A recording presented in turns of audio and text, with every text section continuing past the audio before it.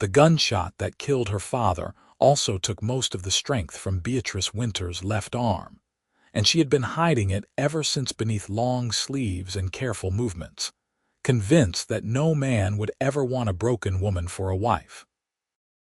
The late afternoon sun beat down on the dusty main street of Eureka, Nevada, turning the air thick and golden as honey in the summer of 1878. Beatrice stood behind the counter of her father's general store, now hers by default and tragedy, arranging bolts of fabric with her right hand while her left hung useless at her side, concealed beneath the butter-yellow sleeve of her dress. 3 months had passed since the robbery that took everything from her. 3 months since she watched her father bleed out on these very floorboards while the outlaw's stray bullet tore through her shoulder, severing something vital that no doctor in this mining town could repair. She was 22 years old and felt ancient. The bell above the door chimed, and Beatrice looked up to see a stranger stepping into the dim coolness of her shop. He was tall, built lean and strong like a man who spent his days working rather than talking, with sun-darkened skin and dark hair that curled slightly at his collar. His eyes were an unusual shade of gray-green, like sage after rain, and they swept the store with the careful assessment of someone used to measuring threats and opportunities in equal measure. "Help you with something?" Beatrice asked, keeping her voice level and professional. She had learned to read men quickly in the months since her father's death. Some looked at a young woman running a store alone and saw opportunity of the wrong kind. Others saw incompetence. This man's gaze held neither assumption, which made him immediately more interesting than most. "Looking for supplies," he said, his voice low and roughened by trail dust. "Heading up into the mountains for a few weeks. Need basics. Flour, salt, coffee, dried beans if you have them." "I have all of that." Beatrice moved along the counter, reaching for the large tin of coffee with her good hand. "How much do you need?" "Enough for 2 men, 3 weeks." She began pulling items from the shelves, setting them on the counter with practiced efficiency. The stranger watched her work with quiet attention, and Beatrice felt hyper-aware of how she moved, keeping her left side turned slightly away, using only her right hand for everything. It was a dance she had perfected, this constant concealment. "You are new to Eureka," she said, more statement than question, passing through. "Got work at the Midnight Star mine." He pulled off his hat, revealing more of that dark hair. "Name is Warren Quincy. Beatrice Winters, this is my store." She said it firmly, establishing ownership before he could assume she was merely minding it for some man. "Good to meet you, Miss Winters." His tone held no condescension, just simple courtesy. "You have a well-stocked operation here. My father believed in variety." The words came out more sharply than she intended. She still could not speak of him without feeling the wound tear open fresh. Warren's expression shifted, something like understanding crossing his features. "I am sorry for your loss. Recent? Recent enough." Beatrice turned away to pull down a sack of flour, maneuvering it awkwardly with one hand. The 50-pound bag was too heavy, and she felt it starting to slip from her grip. Before she could drop it, Warren was there, his hands catching the sack and lifting it with easy strength. "Let me get that," he said quietly. "I can manage my own store," Beatrice replied, but the protest sounded weak even to her own ears. "I am sure you can." He set the flour on the counter gently. "Does not mean you have to do everything the hard way when someone is standing right here willing to help." Their eyes met, and Beatrice felt something shift in her chest, some small locked door beginning to crack open. She pushed the feeling away. She could not afford softness, not when she was fighting every day to prove she could run this business alone, to prove she was not helpless despite her injury. "The total comes to $8.40, she said, calculating quickly in her head. Warren counted out the money without haggling, which marked him as either honest or wealthy enough not to care about small amounts. Given his worn but serviceable clothing and the calluses she had glimpsed on his hands, she guessed the former. "You will be working at the Midnight Star, you said?" Beatrice asked as she wrapped his purchases in brown paper. "That is right. I am a blasting engineer. They need someone who knows how to use dynamite without bringing the whole mountain down on everyone's heads. Dangerous work. All mining is dangerous work. I just try to make it a little less so." He smiled slightly, and the expression transformed his serious face into something warmer, more approachable. "I will likely be back for more supplies before I head up. Store will be open every day except Sunday." "Good to know." Warren gathered his packages, settling his hat back on his head. "Thank you for your help, Miss Winters." After he left, Beatrice stood behind the counter for a long moment, her good hand pressed flat against the worn wood. She could still feel the warmth where he had been standing, still hear the quiet respect in his voice when he spoke to her. It had been so long since someone looked at her and saw a person rather than a problem or an opportunity. She shook her head sharply. Foolish to read anything into simple courtesy. Warren Quincy was passing through, nothing more. He would buy his supplies, go work his mine, and disappear back into whatever life he came from. Men like that did not stay in places like Eureka, and they certainly did not look twice at damaged women who could barely lift a sack of flour. The rest of the afternoon passed in the usual rhythm of small transactions and familiar faces. Old Mrs. Chen came in for thread and stayed to gossip about the new schoolteacher. The Donnelly boys bought penny candy with coins they swore came from actual work rather than their mother's purse. Jacob Morrison, who owned the Lucky Lady Saloon, ordered a case of good whiskey and paid extra to have it delivered. By the time Beatrice locked the front door and turned the sign to closed, the sun had dropped below the western mountains, painting the sky in shades of orange and purple. She climbed the narrow stairs to the small apartment above the store where she had lived her entire life, first with both parents, then just her father after her mother died of influenza when Beatrice was 12, and now alone. The solitude had weight to it, a physical presence that pressed against her in the empty rooms. She lit the lamps and made herself a simple dinner of bread and cheese and canned peaches, eating at the small table by the window that overlooked Main Street.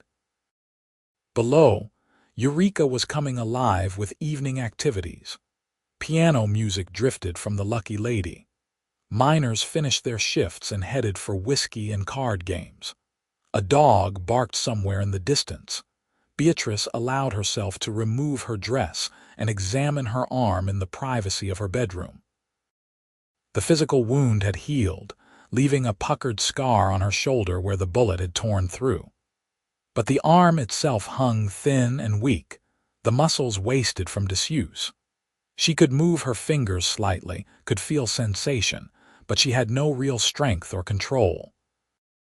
The doctors said the nerve damage was permanent. She had been pretty once, or so people told her. Brown hair that caught gold in the sunlight, blue eyes, a figure that turned heads. Now when she looked in the mirror, all she saw was brokenness. What man would want a wife who could only use one arm? Who would choose a woman who could not even lift a water bucket or hold a baby properly?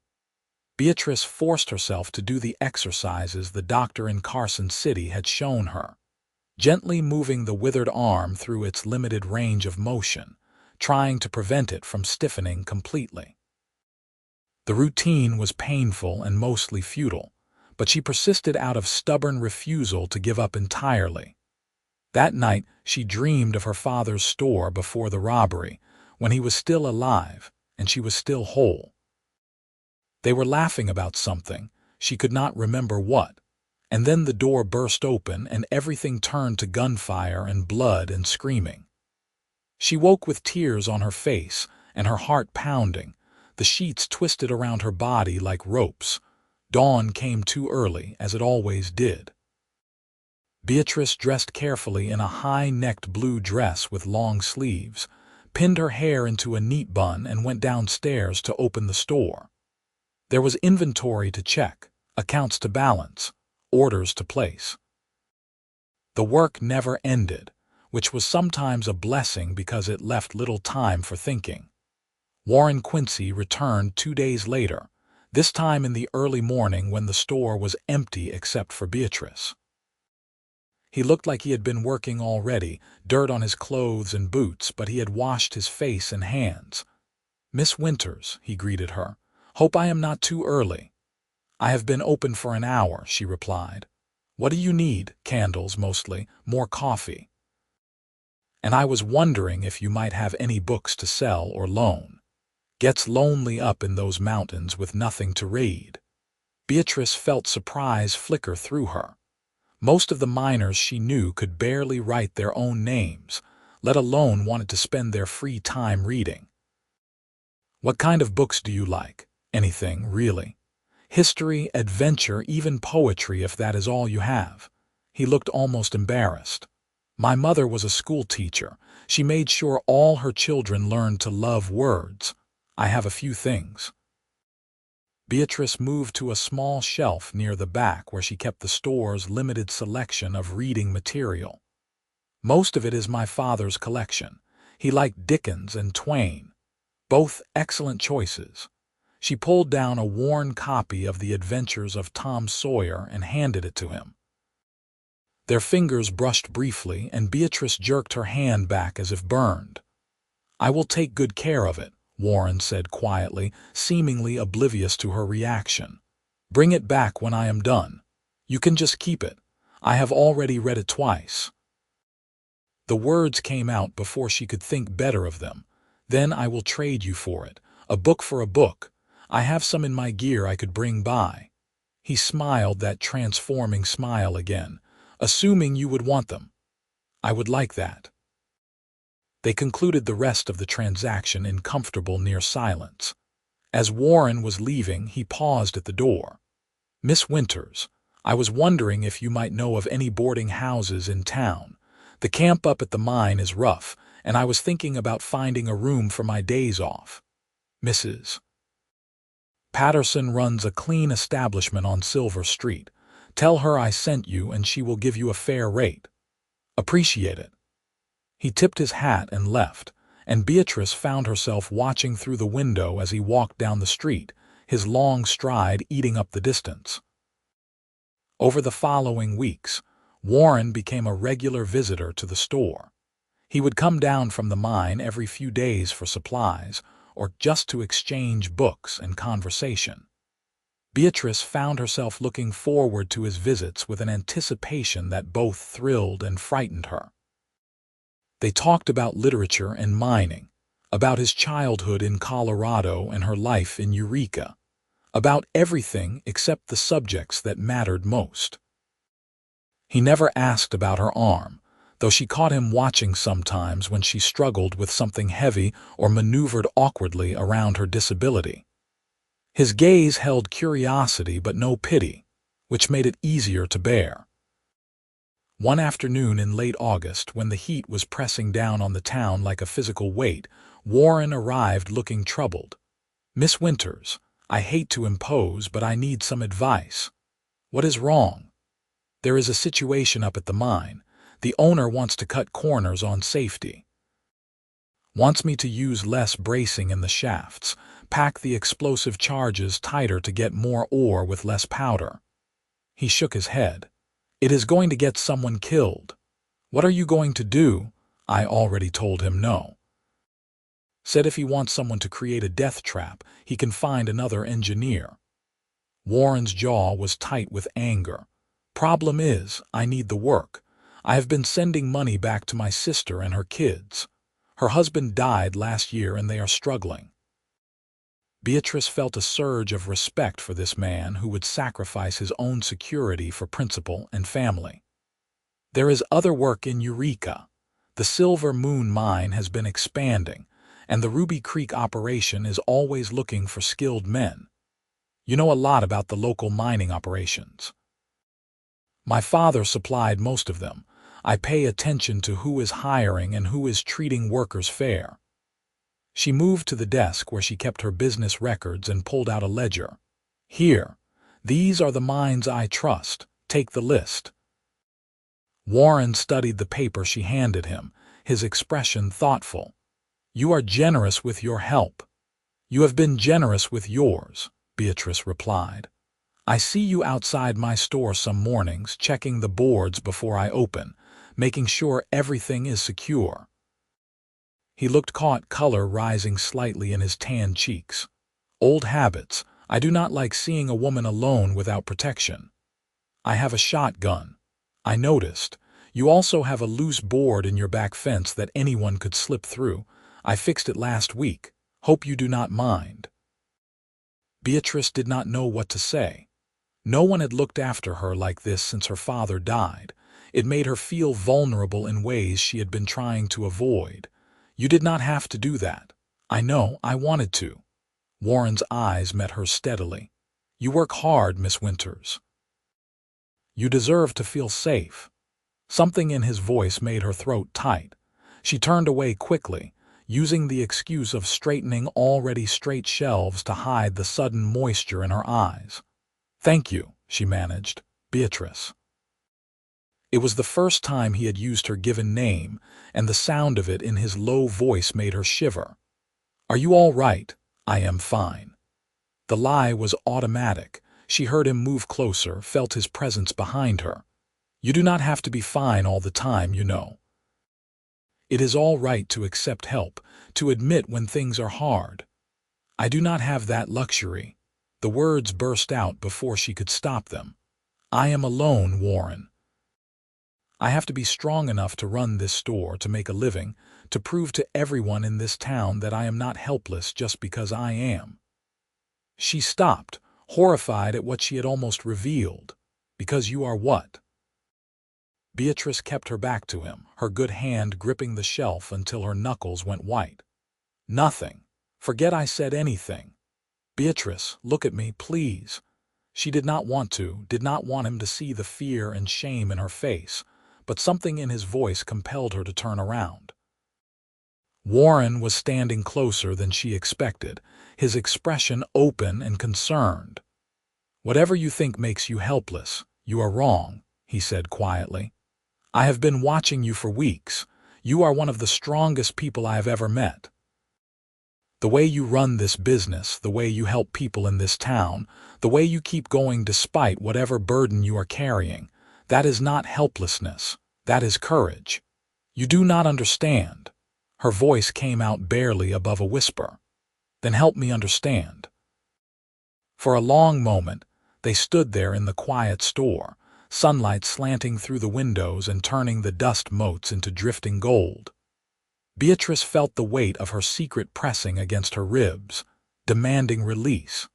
She had carried it alone for so long, hidden her shame so carefully.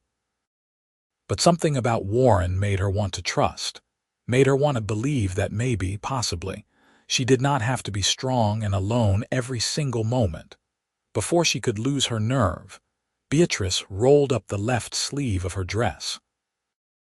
The arm that emerged was thin and pale, the muscles visibly wasted, hanging limp and useless from her shoulder.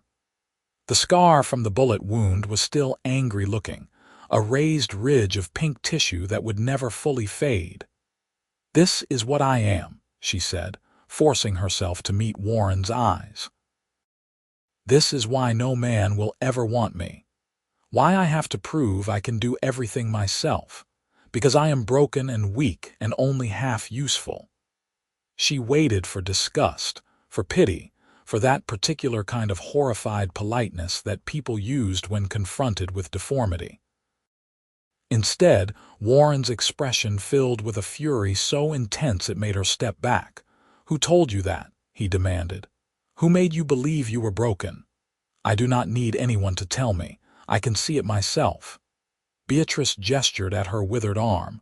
I cannot lift heavy things. I cannot work like I used to. I cannot even dress myself properly without struggling. What kind of wife would I make? What use am I to anyone like this? Warren reached out slowly, giving her time to pull away if she wanted. When she did not, he took her damaged arm in both his hands with extraordinary gentleness. His palms were warm and calloused, his touch careful as if he were holding something precious rather than broken. "You listen to me," he said, his voice rough with emotion. "This does not make you broken. This does not make you less. You survived something that would have killed most people. You kept going when everything you loved was taken from you. You built a life and a business and a place for yourself in this world. That is not weakness. That is strength beyond what most people will ever know." Tears were streaming down Beatrice's face now, hot and unchecked. "But I cannot even use it. It just hangs there useless. A constant reminder that I am not whole anymore. You are whole." Warren's thumbs traced gentle circles on her skin, his touch sending shivers through her entire body. "You are whole and strong and beautiful, and any man who cannot see that is a fool who does not deserve you. You do not have to say that. I am not saying it because I have to. I am saying it because it is true." He lifted her damaged arm carefully and pressed his lips to the scar on her shoulder. The gesture so tender it made something crack open in Beatrice's chest. "I am saying it because I have been trying for weeks to find the courage to tell you that I am falling in love with you, and I do not want you to think it is despite anything. I love you exactly as you are." Beatrice stopped breathing. The world seemed to have narrowed down to this moment, this man, these words that she had never imagined anyone would say to her. "You love me. I love you." Warren said it simply, certainly, as if it were the most natural thing in the world. "I love your strength and your kindness. I love the way you treat everyone who comes into this store with equal respect. I love that you raid Dickens and keep track of which mines treat their workers fairly. I love how you have never once pitied yourself, even though you have every right to." He cupped her face with one hand while still cradling her damaged arm with the other. "I love all of you, Beatrice, every single part. I do not know what to say." Her voice was shaking. "You do not have to say anything. I just needed you to know." Warren smiled, that gentle, transforming expression that made him beautiful.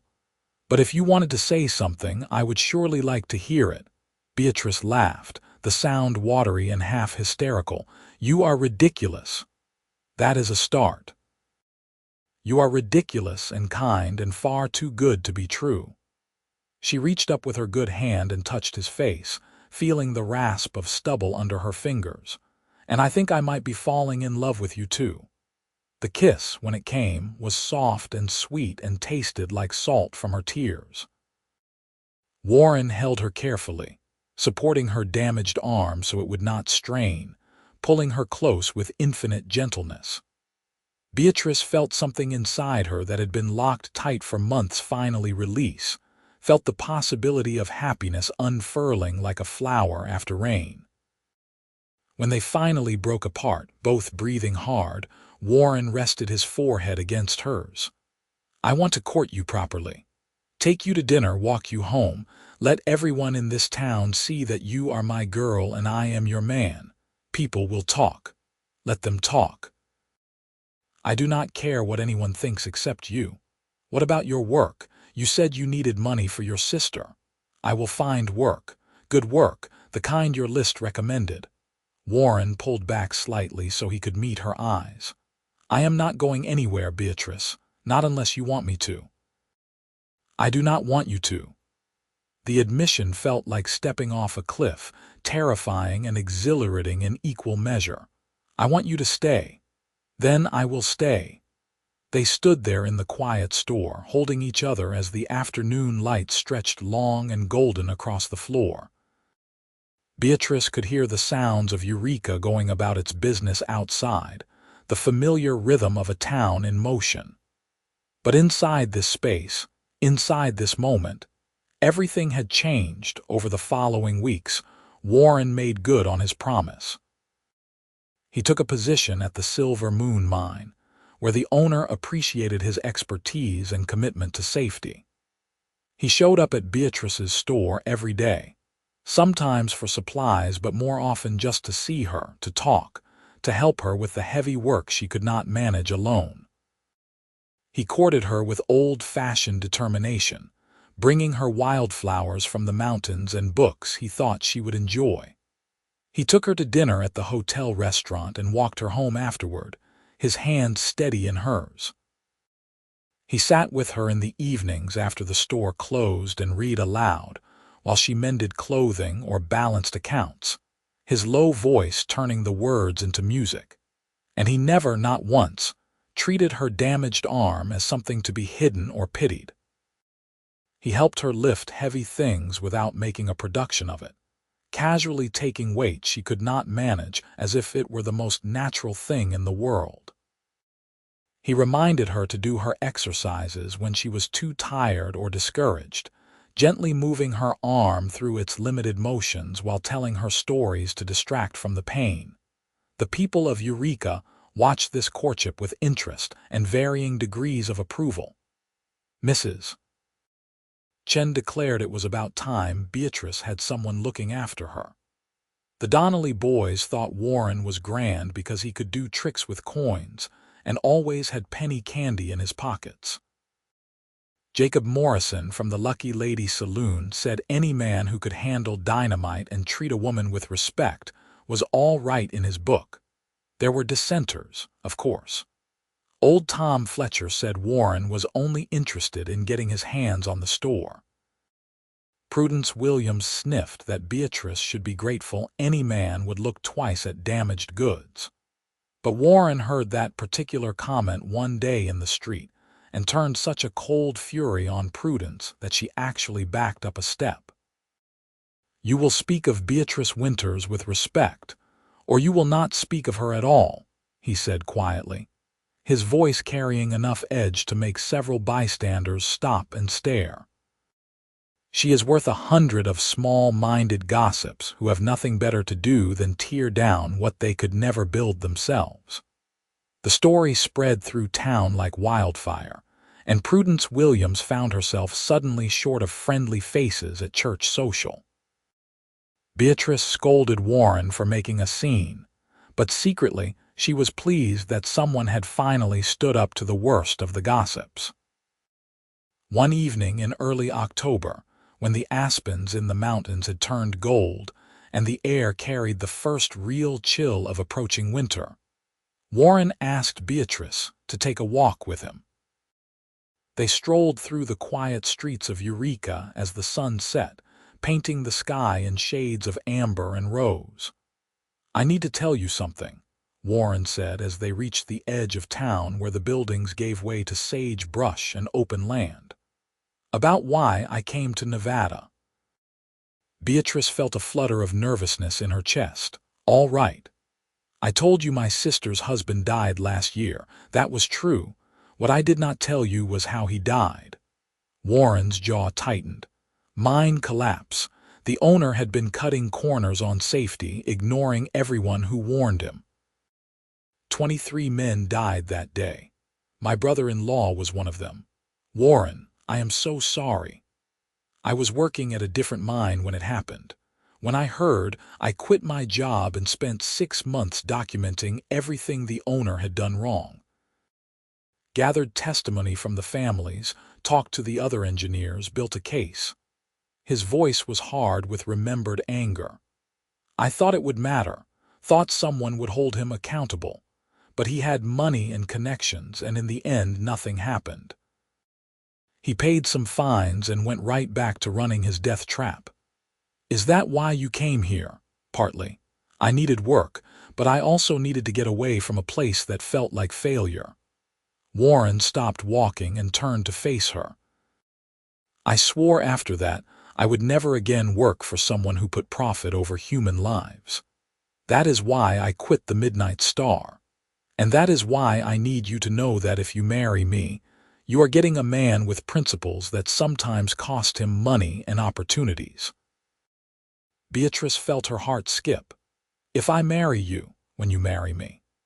Warren took both her hands in his, cradling the damaged one with particular gentleness. "Because I am asking, Beatrice. I am asking you to be my wife, to build a life with me here in Eureka or anywhere else you want to go.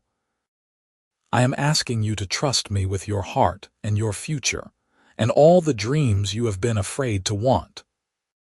She looked at this man who had somehow seen past her carefully constructed walls, who had taken her brokenness and called it strength, who had loved her not despite her damage, but as a complete whole person deserving of love and joy and happiness.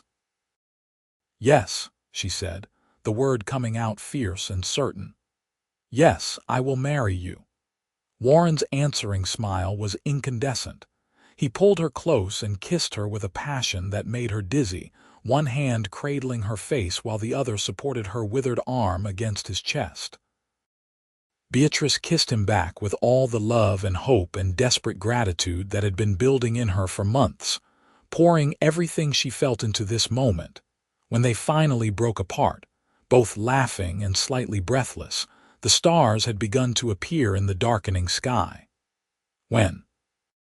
Warren asked. "When can we get married?" "Soon," Beatrice said. "As soon as we can arrange it. I do not want to wait." "Neither do I." They walked back to town hand in hand, making plans and dreaming out loud. They would marry in the small church at the edge of Eureka. They would live in the apartment above the store, at least until they could build a proper house.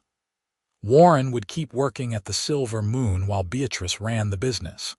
Eventually, maybe, they would have children. The wedding took place 3 weeks later on a crisp November morning. Beatrice wore a dress of pale blue silk that she had made herself, working slowly and carefully with her one good hand. The left sleeve was long and fitted, covering her withered arm completely, but she no longer felt the same shame about it. Warren had helped her learn to see it differently, as evidence of survival rather than failure. Mrs. Chen cried through the entire ceremony. The Donnelly boys served as unofficial ushers, proudly showing people to their seats. Jacob Morrison gave the bride away, since her father was gone and someone needed to walk her down the aisle. Even Prudence Williams attended, though she sat in the back and left immediately after. Warren stood at the altar in his best suit, his eyes never leaving Beatrice's face as she walked toward him. When she reached his side, he took her hand and held it as if it were the most precious thing in the world. The Reverend performed a simple ceremony, speaking about love and commitment and the bonds that join two souls together. When he asked for the rings, Warren produced 2 simple gold bands that gleamed in the morning light. "Beatrice Winters," Warren said as he slipped the ring onto her finger. "I promise to love you and honor you all the days of my life. I promise to be your partner and your protector, to support your dreams and share your burdens. I promise to never let you forget that you are whole and strong and deserving of every good thing." Beatrice's voice shook only slightly as she repeated the vows, sliding the larger ring onto Warren's finger. "Warren Quincy, I promise to love you and trust you with all that I am. I promise to build a life with you based on honesty and respect. I promise to be your home as you have become mine. I now pronounce you husband and wife," the Reverend said with a satisfied smile. "You may kiss your bride." Warren pulled Beatrice close and kissed her thoroughly, to the cheers and applause of everyone gathered. When they broke apart, both grinning like fools, Beatrice caught sight of her reflection in one of the church windows. She looked radiant, she realized. Happy. Whole. The reception was held at the Lucky Lady Saloon, which Jacob had closed to regular business for the occasion. There was food and music and dancing, though Beatrice could only manage a few slow turns in Warren's careful arms. She did not care. She spent the afternoon surrounded by friends and neighbors, all celebrating this new beginning. As the sun began to set, Warren leaned close and whispered, "Ready to go home, Mrs. Quincy?" The name sent a thrill through her. "Yes, let's go home." They walked back to the store through the gathering dusk, waving goodbye to well-wishers. Warren carried her over the threshold despite her laughing protests, then set her down gently in the middle of the living room. "Alone at last," he said, pulling her close. "Finally." Beatrice reached up to loosen his tie. "I have been wanting to do this all day." "Have you now?" Warren's hands found the buttons at the back of her dress. "What else have you been wanting?" She showed him, and he showed her, and they spent their wedding night learning each other with tenderness and passion and joy. Warren treated her damaged arm with the same reverence as the rest of her body, kissing the scar, massaging the wasted muscles, including it in his worship of her. For the first time since the shooting, Beatrice felt completely at peace with her body, completely accepted and loved exactly as she was. The next morning she woke to find Warren already up, standing by the window watching the sun rise over the mountains. She joined him, wrapping her good arm around his waist and leaning her head against his shoulder. "Good morning, wife," he said, kissing the top of her head. "Good morning, husband." They stood there in comfortable silence, watching Eureka come to life below them. Beatrice thought about the journey that had brought her to this moment, all the pain and loss and struggle. She thought about the girl she had been before the shooting, whole in body but uncertain in spirit. And she thought about the woman she had become, scarred and damaged but somehow stronger for it. "What are you thinking about?" Warren asked. "How strange life is. How something terrible can lead to something wonderful." Beatrice turned in his arms so she could see his face. "If I had not been shot, if my father had not died, if I had not been forced to run the store alone, I never would have met you, and that would have been the greatest loss of all. I feel the same way about losing my brother-in-law. Terrible thing, but it brought me here to you." Warren cupped her face gently. "Maybe we are meant to find beauty in the broken places. I like that idea. Then let's make it our promise, to find beauty and joy even in the hard things, to build something good from whatever life gives us." "Deal," Beatrice said, and kissed him to seal the vow. The first year of their marriage was not without challenges. The store business had its ups and downs, dependent on the fluctuating fortunes of the local mines. There were months when money was tight and they had to carefully budget every penny. Warren's work at the Silver Moon was steady but demanding, and he came home some days exhausted and coated in rock dust. But there were joys too, small and large. Sunday morning breakfasts that stretched into afternoon, just the two of them talking and laughing. The way Warren would stop by the store on his lunch breaks just to steal a kiss. Evening walks through the town, their hands linked and their steps matched. The slow, careful building of a shared life. Beatrice's arm did not miraculously heal, but with Warren's patient encouragement, she regained some small amount of function. The exercises began to pay off, giving her slightly better control over her fingers, a little more strength in the wasted muscles. It was not much, but it was something, and Warren celebrated every tiny victory as if she had moved mountains. In the spring, they began building a house on a piece of land just outside town. Warren did most of the heavy construction with help from friends, but Beatrice worked alongside him on everything she could manage.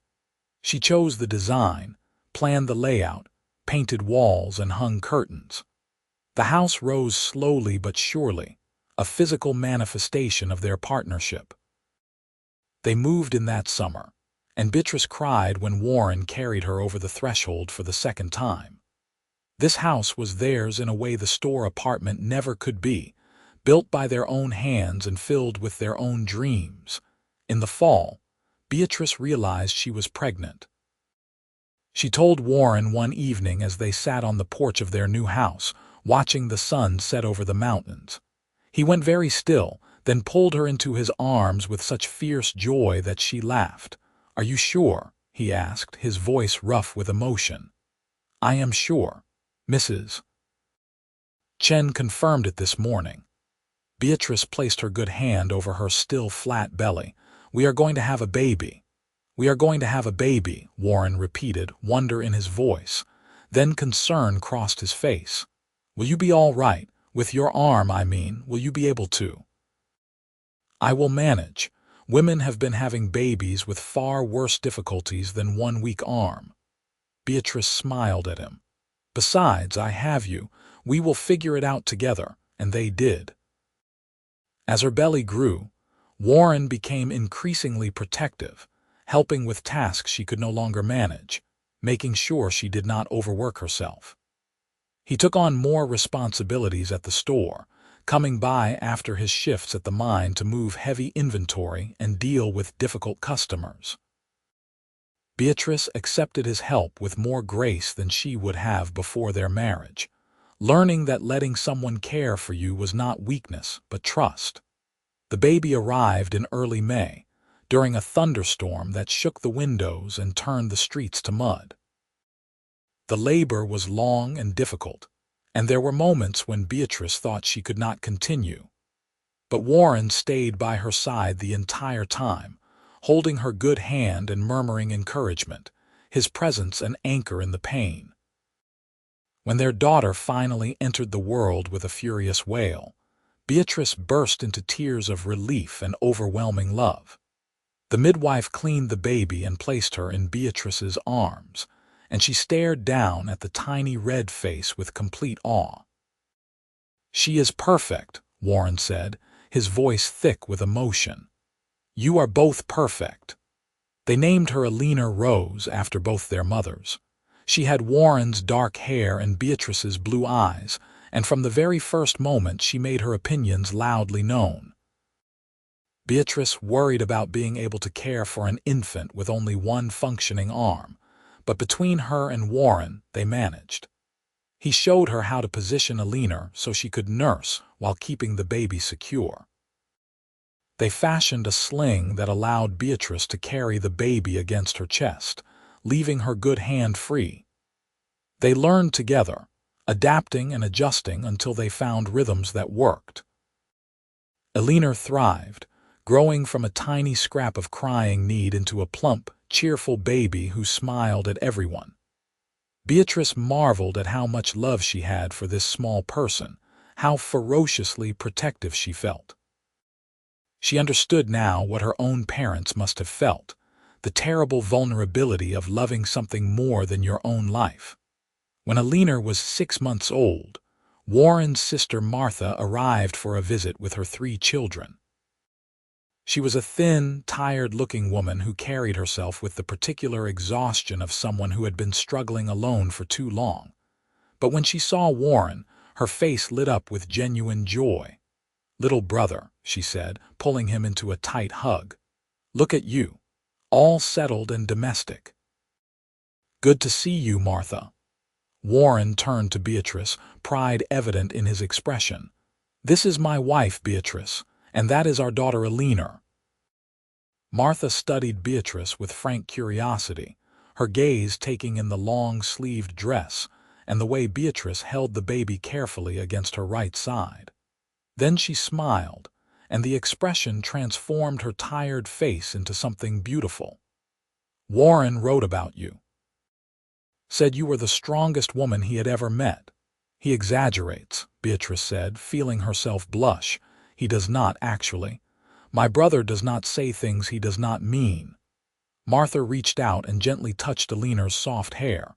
"She is beautiful. You are both very blessed." Martha and her children stayed for 2 weeks, and in that time Beatrice came to deeply appreciate Warren's sister. She was sharp and funny, resilient in the face of hardship, devoted to her children despite the constant struggle to provide for them. The 2 women spent long afternoons talking while the children played. sharing stories and dreams and the particular understanding that exists between women who have survived difficult things. "He is happy with you," Martha told Beatrice one day as they sat on the porch watching Warren play with the children. "I have not seen him this settled since before the mine collapse, before he spent himself trying to get justice that never came. He told me about that, about your husband." "Did he tell you he nearly destroyed himself trying to make someone pay?" Martha's voice was quiet. "He was so angry, Beatrice, so consumed with making it right. I was afraid he would spend the rest of his life chasing something impossible and forgetting to live." "What changed?" "You did. He came to visit last winter before the wedding, and I could see the difference immediately. He had let go of the anger, found something to live for rather than something to avenge." Martha turned to look at Beatrice directly.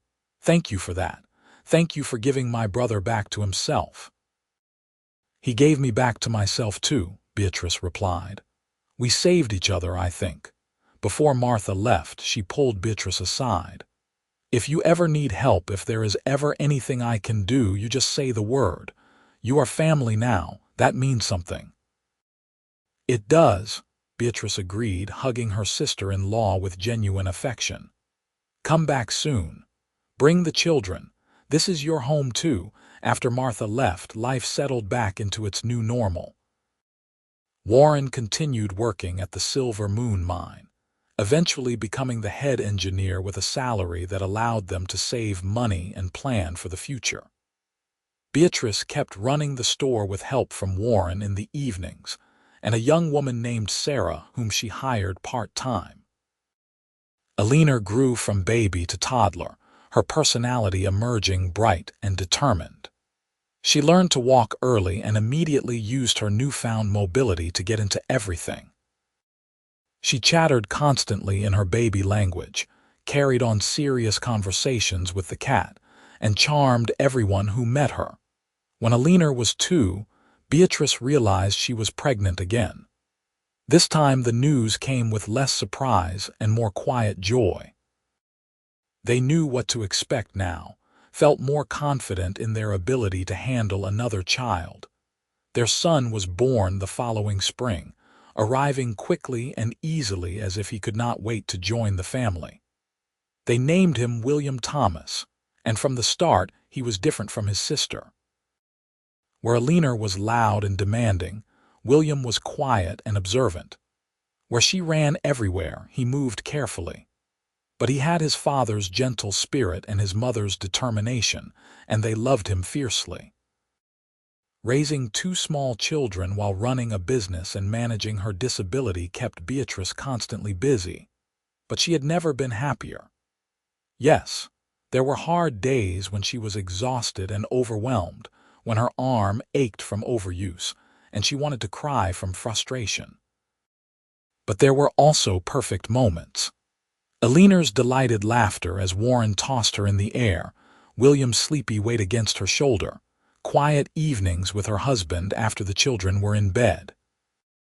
One night, when Alina was 4 and William was almost 2, Beatrice was putting the children to bed when Alina asked a question that stopped her heart. "Mama, why does your arm not work right?" Beatrice sat on the edge of Alina's small bed, carefully choosing her words. She had known this question would come eventually, but had not prepared for how much it would hurt. "When I was younger, before you were born, something bad happened. I got hurt and my arm was damaged. It does not work as well as it used to." "Does it hurt?" "Sometimes. Not as much as it used to." Alina reached out and patted Beatrice's withered arm with gentle concern. "I am sorry you got hurt, Mama." "Thank you, sweetheart." Beatrice felt tears prickling her eyes. "Papa says you are the strongest person he knows, even with your arm being hurt." "He said that." "He says it all the time. He says being strong is not about lifting heavy things. It is about keeping going even when things are hard." Alina yawned, her eyes starting to droop. "I think he is right. You are very strong, Mama." Beatrice kissed her daughter's forehead, her heart so full it ached. "Sleep now, little one. Dream sweet dreams.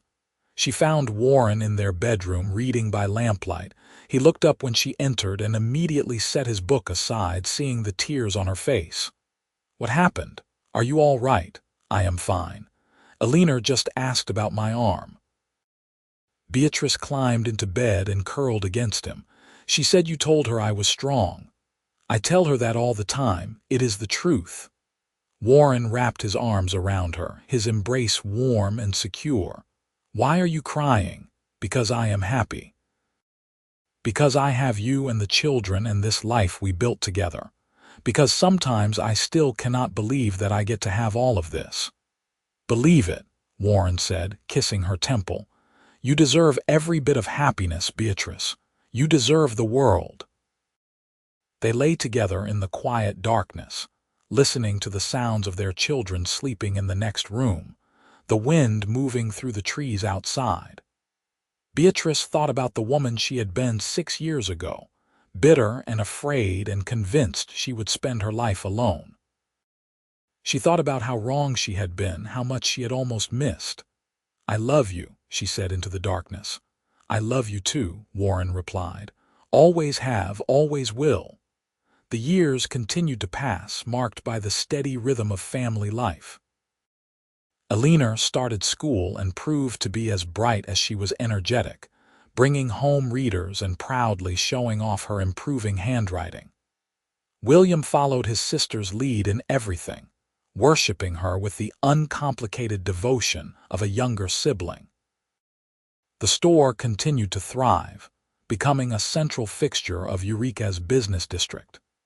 Beatrice developed a reputation for fair dealing and quality goods, and people came from surrounding areas to shop there. She hired more help as the business grew, training young people in the skills of retail and inventory management. Warren became one of the most respected mining engineers in Nevada, known for his commitment to safety and his innovative techniques. He was offered jobs at larger operations, mines that would have paid more and offered more prestige, but he turned them all down.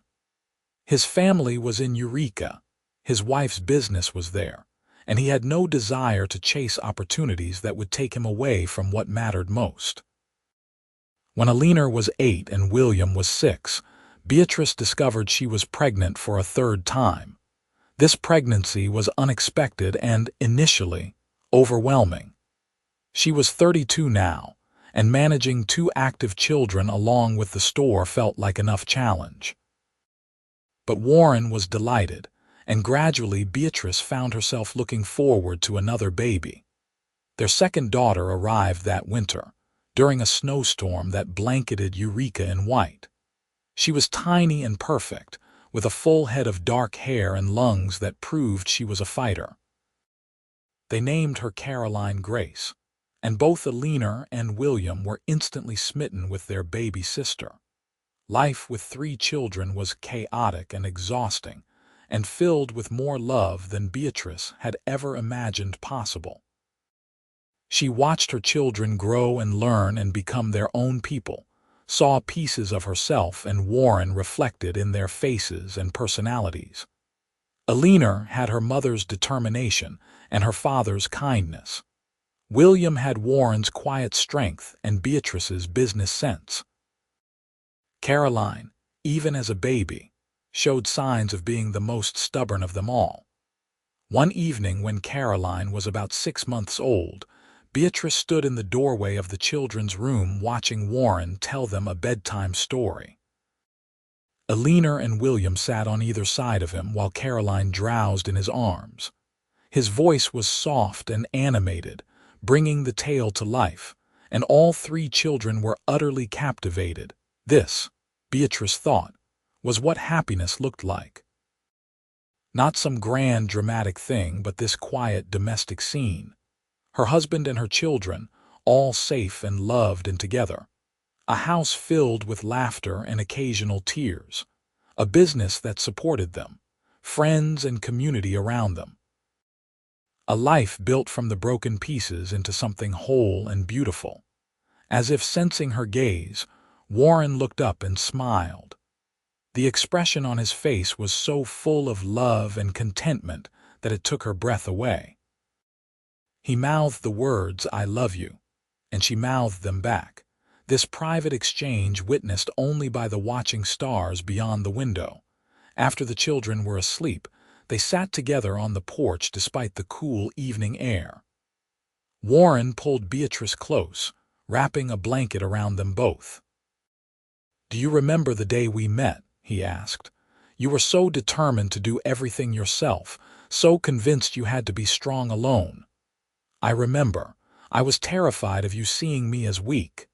And now I know that real strength includes letting people help you. Includes building something together rather than trying to carry everything alone."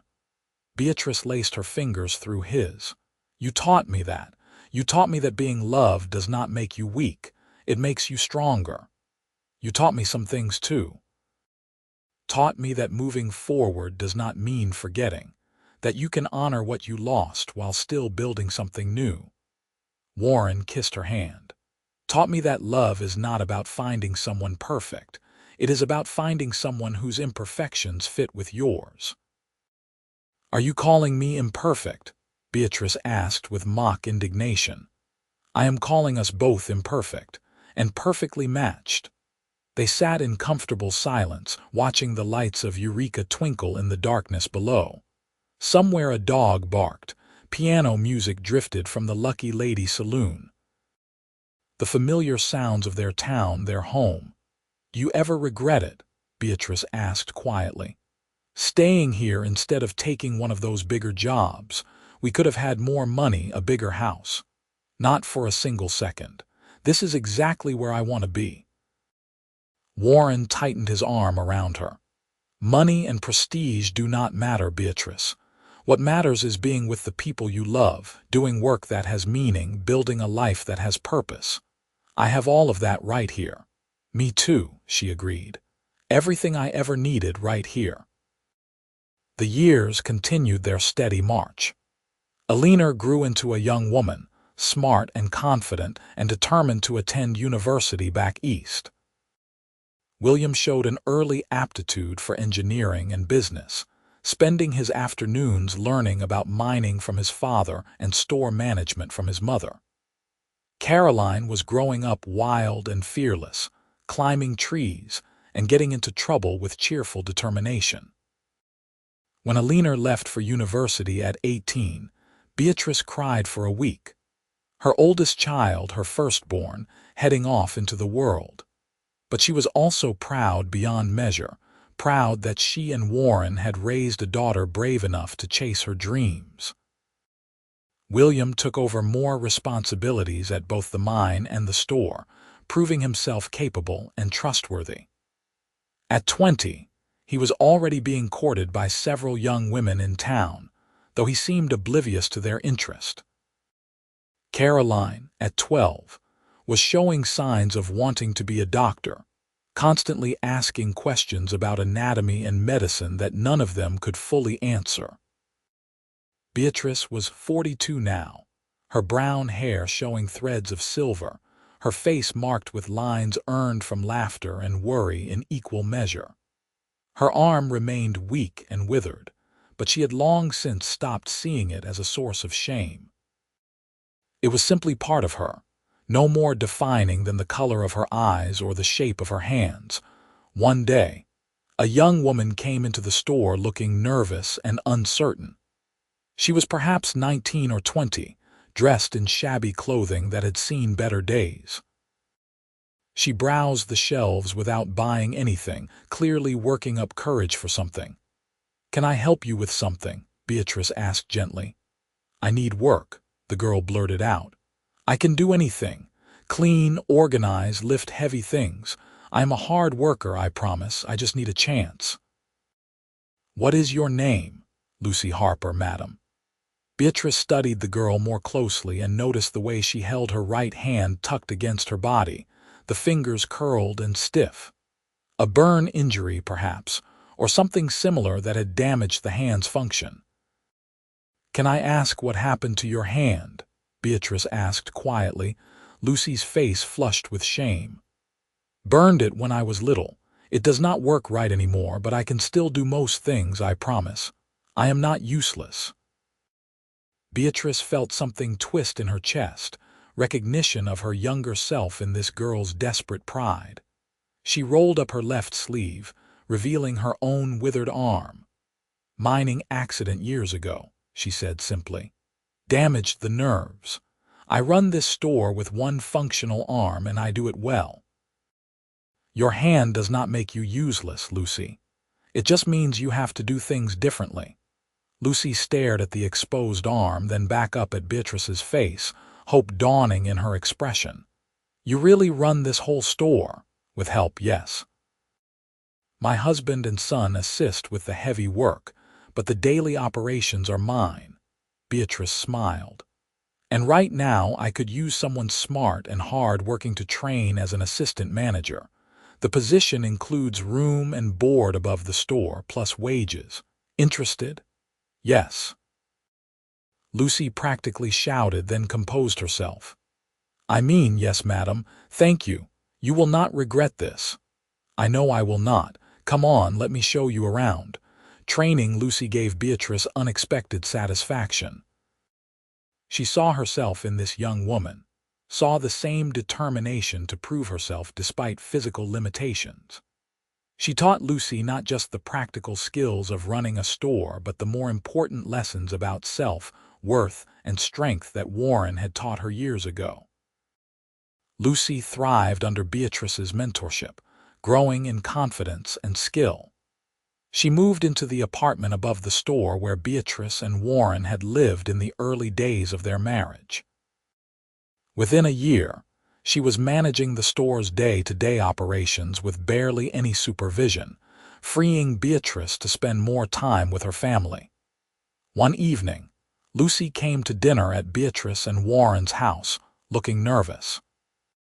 She sat through the meal making small talk, clearly working up courage for something. Finally, over dessert, she cleared her throat. "I wanted to tell you something, both of you." Lucy glanced between Beatrice and Warren. "When I came to Eureka, I was running away from a family that saw me as a burden, from a mother who told me every day that no one would ever want me because of my hand. I had given up on ever having a real life." "Lucy," Beatrice said gently, "please let me finish. You saved me, Mrs. Quincy. Not by giving me a job, though that mattered. You saved me by showing me that being damaged does not mean being broken, that we can build good lives and be valued and loved exactly as we are." Tears were streaming down Lucy's face now. "You gave me hope, and I wanted you to know what that means." Beatrice was crying too, reaching across the table to take Lucy's good hand in her own functional one. "You did the hard part yourself. You had the courage to keep going, to ask for help, to believe you deserved better. I just gave you an opportunity. You made it into something." After Lucy left that night, Warren pulled Beatrice into his arms. "You are making a difference for that girl, showing her what you wished someone had shown you. Maybe that is what we are meant to do with our struggles, turn them into something that helps others." Beatrice rested her head against his chest, listening to the steady beat of his heart. "Take the broken pieces and build something beautiful." "You have certainly done that," Warren murmured into her hair. "Built something beautiful from the broken places." Eleanor came home for Christmas that year, arriving on the train from Boston with trunks full of books and stories about university life. She was 20 now, sophisticated and educated, but she still cried when she saw her parents and rushed into their arms like a child. "I missed you so much," she said, hugging them both fiercely. "Boston is wonderful, but it is not home." They spent Christmas as a family, all 5 of them together in the house Warren and Beatrice had built. They ate too much food and exchanged modest gifts and told stories by the fire. Eleanor entertained them with tales of her professors and classmates. William talked about his plans for expanding the mine's safety protocols. Caroline demonstrated her anatomical knowledge by quizzing everyone on the names of bones. On Christmas night, after the children had gone to bed, Beatrice and Warren sat by the fire sharing a glass of wine. Outside, snow fell softly, blanketing Eureka in pristine white. 20 years, Warren said wonderingly. Has it really been 20 years since we met? 20 years since you walked into my store looking for supplies. 20 since you saw past all my defenses and decided I was worth loving. Best decision I ever made, Warren replied. Loving you, building this life, I would not change a single thing. Not even the hard parts. The struggles and the setbacks, especially not those. They made us who we are, made this family what it is. He pulled her close, mindful as always of her damaged arm. The hard parts gave us strength and perspective. They taught us what matters. Beatrice thought about everything they had been through together. The early days of courtship when she was still learning to trust, their wedding and the joy of starting a life together, the births of their children and the overwhelming love that came with parenthood. The lean years when money was tight and they worried about making ends meet. The good years when the business thrived and they could afford small luxuries. All of it, the beautiful and the difficult, woven together into the tapestry of their shared life. I love you, she said, the words as true now as they had been 20 years ago. Thank you for everything you have given me. I love you too, Warren replied. Always have, always will. They sat in the firelight, holding each other as the snow continued to fall outside. Two people who had found each other in the broken places and built something whole. Two damaged souls who had discovered that healing comes not from being fixed, but from being loved exactly as you are.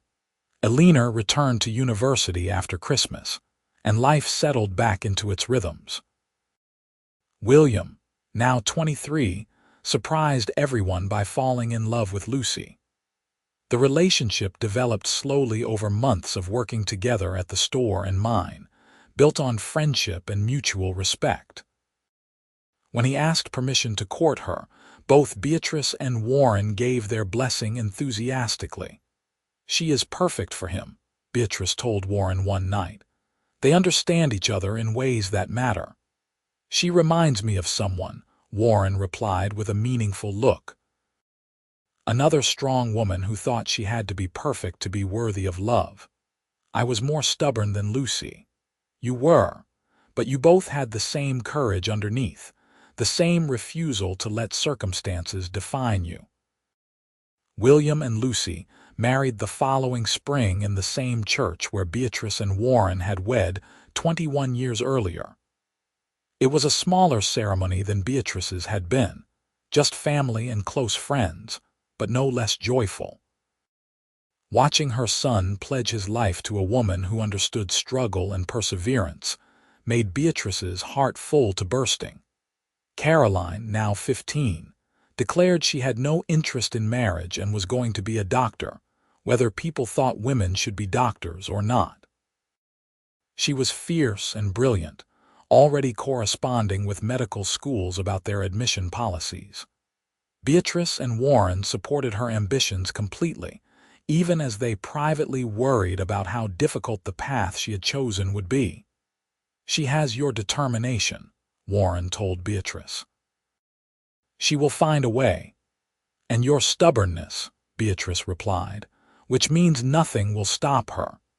As Beatrice moved into her mid-40s, she found herself reflecting more on the journey that had brought her to this place. She thought about the scared, bitter young woman she had been after her father's death, convinced that her damaged arm made her unworthy of love or happiness. She thought about how wrong she had been, how much she would have missed if she had never allowed Warren past her defenses. She thought about all the ways they had built this life together, two imperfect people creating something strong and beautiful from their combined efforts. The store that had grown from her father's legacy into something larger, the house they had built with their own hands, the children they had raised with love and intention. the community they had become part of through years of presence and participation. Most of all, she thought about Warren, this man who had looked at her brokenness and called her whole, who had loved her not despite her damage but as a complete person deserving of respect and devotion. He was 50 now, his dark hair threaded heavily with silver, his face marked with the years they had lived together. But he was still the same man who had held her withered arm gently that first time and told her she was strong and beautiful exactly as she was. One evening in late summer, when they had been married for 23 years, Beatrice and Warren took a walk up into the foothills above Eureka. The sun was setting, painting the sky in shades of gold and crimson, and the air was finally cooling after the heat of the day. They walked hand in hand along a trail they had walked hundreds of times before, past sagebrush and scrub pine, past outcroppings of rock where lizards sunned themselves. When they reached their favorite spot, a flat boulder that overlooked the town, they sat together watching the lights begin to twinkle below. "Tell me something," Beatrice said. "If you could go back to the day we met, knowing everything that would come after, would you still choose this life?" "Without hesitation," Warren replied. "Every joy, every challenge, every moment of it. I would choose you and this life 1,000 times over. Even the hard parts, the financial struggles, the worry about the children, all of it," he confirmed. "Because the hard parts are what make the good parts meaningful. Because struggle shared is connection deepened. Because I would rather have one difficult day with you than 100 easy days with anyone else." Beatrice leaned her head against his shoulder, feeling the familiar strength of him, the solid reality of this man who had chosen to build a life with her. "I feel the same way. I would not trade a single moment, not even the painful ones. They all led to this." They sat in comfortable silence as the sun finished setting and the first stars appeared. Below them, Eureka glowed softly in the gathering dark. Their town, their home, the place where they had built something lasting. "You remember what you said to me that first time I showed you my arm?" Beatrice asked quietly. "I said you were whole, that you were strong and beautiful, and any man who could not see that was a fool. You were right, I was whole. I just could not see it yet." She turned to look at him, this man who had saved her by teaching her to save herself. "You helped me understand that being damaged and being whole are not opposites, that we can be both at the same time, that our scars and struggles are part of what make us complete, not evidence of our incompleteness." "You taught me things too," Warren said. "Taught me that healing does not mean forgetting, that you can honor what you lost while still moving forward, that love is not about fixing someone but about accepting them fully and walking beside them through whatever comes. We were good for each other. We still are." Warren pulled her close, his embrace as warm and secure as it had been 23 years ago. "We will always be good for each other. That is what partnership means. Growing together, changing together, loving each other through all of it." They stayed on that boulder until full dark, talking and dreaming and remembering. They spoke of their children and their hopes for them. They made plans for the future, modest dreams of travel and retirement and grandchildren eventually. They reminisced about their early days together, laughing over misunderstandings and mistakes that had seemed so important at the time. When they finally walked back down to town, hand in hand in the starlight, Beatrice felt profoundly grateful for the life they had built. Not a perfect life, but a real one. Not without struggles, but rich with meaning. Not free from pain, but full of love that made the pain bearable. William and Lucy's first child arrived the following spring, a boy they named James Warren after both his grandfathers. Beatrice held her first grandchild with wonder, this tiny new person who carried pieces of her family forward into the future. Warren stood beside her, his arm around her waist, his expression soft with joy. "A grandfather," he said wonderingly. "I am a grandfather, and I am a grandmother." "When did we get old enough for that?" "We are not old," Warren protested. "We are experienced, distinguished, mature." "Old," Beatrice repeated, but she was smiling and happy about it. Caroline left for medical school that fall, heading to the Women's Medical College of Pennsylvania with a determination that reminded Beatrice forcefully of herself at that age. Watching her youngest daughter board the train east, Beatrice felt the familiar ache of letting go mixed with fierce pride. "She is going to do amazing things," Warren said, standing beside her on the platform as the train pulled away. "I know. I just wish amazing things did not require her being so far away. That is what we signed up for when we raised independent daughters. They go out and change the world. I know. I just miss them when they are gone." Warren pulled her close. "We still have each other. And William and Lucy and little James right here in town. And eventually, Alina will finish her degree and decide what she wants to do. We are not alone." He was right, of course. Their lives were full even as their children grew and went their own ways. The store continued to thrive under Lucy's management, with Beatrice providing guidance. Warren had transitioned from active mining work to consulting, advising on safety protocols for operations throughout Nevada. They had grandchildren and friends and a community that valued them. But more than any of that, they had each other. 25 years of partnership, of growing and changing together, of loving each other through joy and struggle and everything in between. They had built a marriage that was strong precisely because it acknowledged weakness, whole precisely because it made room for brokenness. On their 25th anniversary, William and Lucy threw them a party at the house.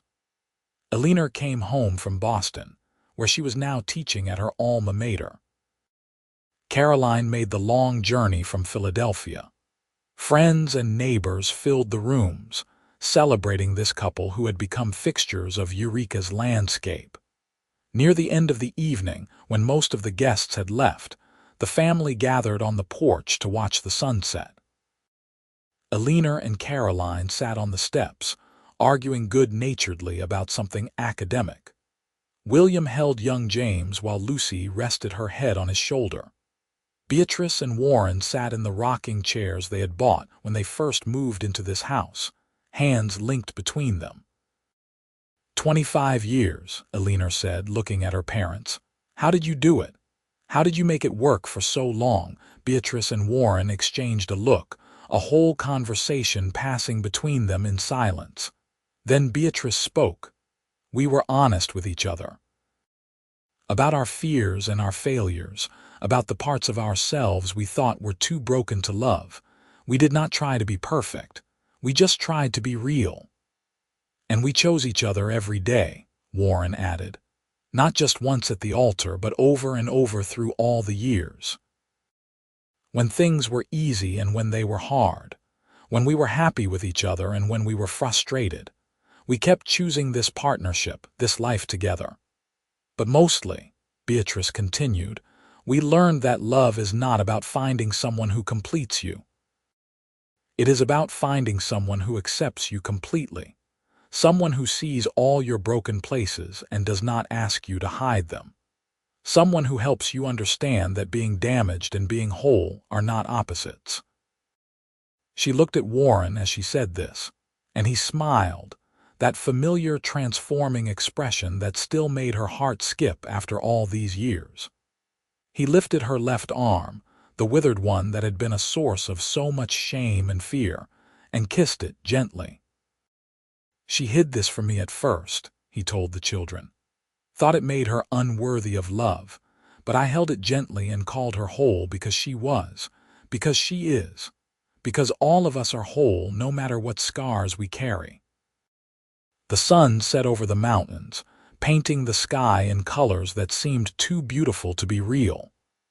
Beatrice leaned back in her chair, surrounded by the family she and Warren had created, the life they had built together from broken pieces and stubborn hope. This was happiness, she thought. Not the absence of struggle, but the presence of love strong enough to weather anything. Not perfection, but acceptance. Not wholeness despite damage, but wholeness that included it, that made room for scars and limitations, and all the ways humans are beautifully, inevitably imperfect. Warren squeezed her hand, and she squeezed back, and they sat together as darkness fell and the stars came out. Two people who had found each other in the broken places and discovered that was exactly where love grew strongest. Two souls who had built a life together that honored both their strengths and their weaknesses, their joys and their sorrows, their past wounds and their present hopes. Years continued to pass in the way they do, gathering momentum as people age. More grandchildren arrived, filling the house with noise and laughter.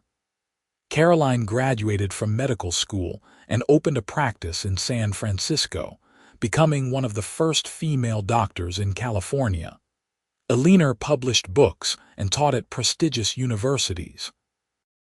William took over both the store and Warren's consulting business, proving himself capable of honoring the family legacy while making it his own. Beatrice and Warren grew older together, their hair turning silver, their faces mapping the years in lines and wrinkles. Beatrice's arm remained weak but functional enough, no worse than it had been for decades. Warren developed a slight limp from old injuries, but still moved with the confidence of a man who had spent his life working with his body. They traveled some, taking the train to visit their scattered children, seeing parts of the country they had only read about. But they always came back to Eureka, to the house they had built and the life they had made. This was home, these mountains and this small town and this community that had watched them build something lasting. On their 40th anniversary, the whole family gathered again. Eleanor brought her husband and 2 children. Caroline came with her medical partner. William and Lucy now had 4 children ranging from toddler to teenager. The house overflowed with family. 3 generations gathered to celebrate this marriage that had become the foundation for all their lives. That evening, after the younger grandchildren had been put to bed and the adults were sitting around reminiscing, Caroline asked her mother a question. "Do you ever regret it? Staying in Eureka all these years? You could have gone anywhere, done anything. But you stayed in this small town running a store." Beatrice looked around at the assembled family, at the children and grandchildren who existed because she and Warren had built this life together. She thought about the decades of partnership, the daily work of loving someone through all the years and changes. She thought about the community they had been part of, the people they had helped, the difference they had made in small but meaningful ways. "No," she said simply, "I have no regrets. This life, this place, this family, it is everything I ever wanted and more than I ever dreamed was possible. I found love here, I found purpose, I found myself." "But what about your arm?" Caroline pressed, her doctor's mind wanting to understand. "Did you ever resent it? Wish it had never happened?" "Of course I did, at first. I was bitter and angry and convinced I was broken." Beatrice glanced at Warren, who was watching her with his familiar expression of love and support. "But then I met your father, and he taught me that being damaged was not the same as being broken. And I realized that if I had not been injured, if my father had not died, if everything had not fallen apart exactly the way it did, I would not have this life. I would not have Warren or any of you. And I would not trade you for anything, not even a working arm." Warren reached over and took her hand, the gesture so natural after 40 years that it required no thought. "We were both broken when we met," he said, "both carrying damage that seemed impossible to heal from. But we found each other in those broken places, and somehow we built something whole. That is what love does," Beatrice added. "It does not fix you or complete you. It accepts you exactly as you are and gives you the courage to accept yourself. It makes room for scars and struggles and all the ways we fall short of perfect. It calls you whole even when you feel broken. The conversation continued late into the night, stories and laughter, and the particular warmth that comes from family gathered together. Eventually, people drifted off to bed until only Beatrice and Warren remained, sitting on the porch under the stars as they had done countless times over 40 years. "Happy anniversary," Warren said, pulling her close. "Happy anniversary," Beatrice replied. "Thank you for 40 years of love and partnership. Thank you for seeing me when I could not see myself. Thank you for letting me in, for trusting me with your heart and your fears and all the parts you thought were too damaged to love." Warren kissed her forehead gently. "You are still the strongest person I know, still the most beautiful, still the only one I want to spend my life with." "Always the charmer," Beatrice said, but her voice was thick with emotion. "Always telling the truth," Warren corrected. They sat together in the darkness, two people who had weathered 4 decades together and emerged stronger for it. Two souls who had found love in the broken places and learned that sometimes damage is where the deepest beauty grows. Two hearts that had chosen each other over and over through all the years, creating a bond that time and struggle had only strengthened. The stars wheeled overhead in their ancient patterns. Somewhere in the house, a grandchild cried and was quickly soothed. The wind moved through the trees with a sound like breathing. And Beatrice and Warren held each other close, grateful for every moment, every year, every memory they had built together. This was the life they had made from broken pieces. This was the wholeness they had found by accepting their damage rather than hiding it. This was the love that had grown in the spaces where pain had been, filling those hollow places with something stronger and more beautiful than either of them had imagined possible. And as they finally went inside to their bed, to sleep tangled together as they had for 40 years, Beatrice thought about that first day in the store when Warren had looked at her and seen not just a damaged woman but a whole person worthy of love. She thought about how he had held her withered arm gently and called her whole, and how those words had changed everything. She had hidden her arm from view, convinced her damage made her unworthy. He had held it gently and showed her that wholeness includes our scars, our struggles, our broken places, that we are not complete despite these things but because of them, because they make us who we are, because they teach us strength and compassion and the capacity to love beyond perfection. Warren's breathing deepened into sleep, and Beatrice lay awake a little longer, listening to the sound of her husband breathing, feeling the weight of his arm across her waist, savoring the profound contentment of being exactly where she belonged. She had spent 40 years learning to see herself the way Warren saw her, learning that being damaged and being whole were not opposites but complementary truths, learning that love was not about being perfect but about being accepted, scars and all.